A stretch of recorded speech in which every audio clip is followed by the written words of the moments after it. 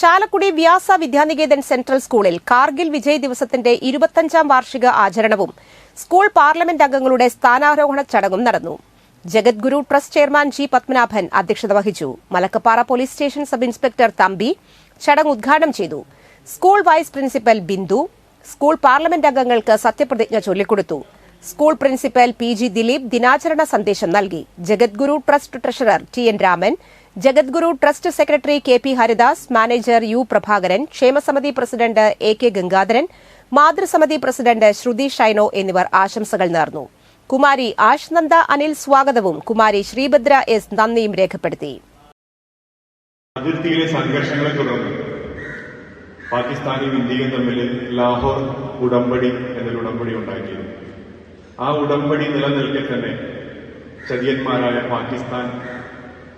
പാകിസ്ഥാന്റെ അധികാരികൾ ആ ഉടമ്പടി തെറ്റിച്ചുകൊണ്ട് നമ്മുടെ ഇന്ത്യൻ മണ്ണിലേക്ക്, അല്ലെങ്കിൽ മഞ്ഞുകാലത്ത് നമ്മുടെ ബങ്കറുകളും ലുക്കൌട്ട് ഏരിയകളെല്ലാം ഒഴിവാക്കിക്കൊണ്ട് നമ്മുടെ ജവാന്മാർ താഴേക്ക് വരും.